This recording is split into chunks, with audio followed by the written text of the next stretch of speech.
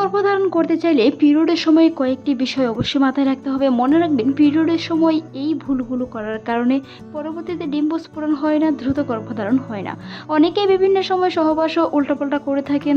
প্রতিদিন সহবাস করার কারণে বিভিন্ন ধরনের সমস্যা হয়ে থাকে। এই ভিডিওতে কয়েকটি গুরুত্বপূর্ণ কমেন্টের বিষয় নিয়ে আলোচনা করব। আশা করছি ভিডিওটি মনোযোগ সহকারে দেখবেন। বিশেষজ্ঞরা বলে থাকেন, পিরিয়ডের সময় কয়েকটি বিষয়ের উপর জোর দেওয়ার মধ্যে একটি হচ্ছে খাবারের প্রতি জোর দেওয়া। যদি আপনি পিরিয়ডের সময় বিভিন্ন ধরনের তেলাক্ত জাতীয় খাবার, ফাস্টফুড, চা, কফি, ক্যাফিন, বিভিন্ন ধরনের ড্রিঙ্কস করে থাকেন, সেটি আপনার ডিম্বস্ফোরণে বাধা হয়ে দাঁড়াতে পারে। তার সময় অনেকেরই পর্যাপ্ত পরিমাণে কোমরে বা পেটে ব্যথা হয়ে থাকে, যার কারণে অ্যান্টিবায়োটিক ওষুধ, বিভিন্ন ধরনের ব্যথানাশক ওষুধ খেয়ে থাকেন, সেগুলো কিন্তু আপনার ডিম্বস্ফোরণে বাধা হতে পারে।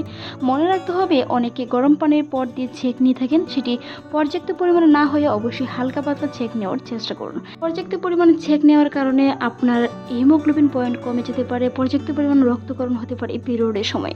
সেই বিষয়গুলো অবশ্যই খেয়াল রাখতে হবে। পুষ্টি সমৃদ্ধ খাবার, পানি জাতীয় খাবার খাওয়ার চেষ্টা করুন, তবে একটি খাবারই হালকা পাতলা গরম খাওয়ার চেষ্টা করুন। পর্যাপ্ত পরিমাণে ব্যথার সময় অ্যান্টিবায়োটিক ওষুধ না খেয়ে অবশ্যই ঘরোয়াভাবে সমাধান করার চেষ্টা করুন। পিরিয়ডের সময় কম বেশি হালকা পাতলা ব্যথা হতে পারে, সেটি সহ্য করুন যেন আপনার ডিম্বস্ফোরণ বা গর্ভধারণে কোনো ধরনের সমস্যা না হয়। মনে রাখতে হবে, অবশ্যই ওভুলেশনের দিন দেখে সহবাস করার চেষ্টা করুন, যেটি গর্ভধারণের প্রথম পদক্ষেপ। অনেকেই যারা নিয়মিত পিরিয়ড আছে, তাদের ক্ষেত্রে ওভুলেশন টাইমটি 14তম দিন থেকে 18তম দিনের ভিতরে হয়ে থাকে, বা বাজারে বিভিন্ন ধরনের ওভুলেশন কিট কিনতে পাওয়া যায়, সেগুলো পরীক্ষা করে দেখতে পারেন।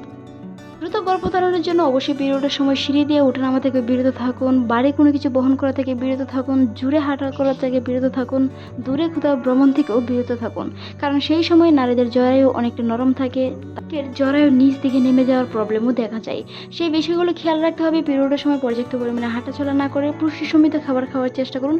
ডিম, দুধ এড়িয়ে চলাই ভালো।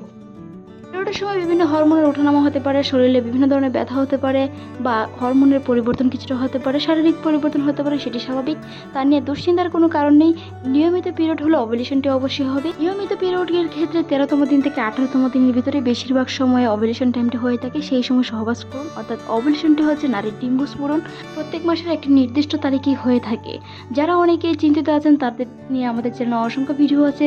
ওভুলেশন সম্পর্কে চাইলে ভিজিট করে আসতে পারেন। এরকম অসংখ্য ভিডিও পেতে অবশ্যই আমাদের চ্যানেলটি সাবস্ক্রাইব করে রাখুন, যেন সর্বপ্রথম নোটিফিকেশনটি আপনার কাছে চলে যায়। পিরিয়ডের সময় বিভিন্ন ধরনের সাদা জাতীয় খাবার এড়িয়ে চলাই ভালো। ডিম, দুধ, বিভিন্ন ধরনের কলিজা, এইসব খাওয়া থেকে বিরত থাকুন। লাল মাংস খাওয়া থেকেও বিরত থাকুন।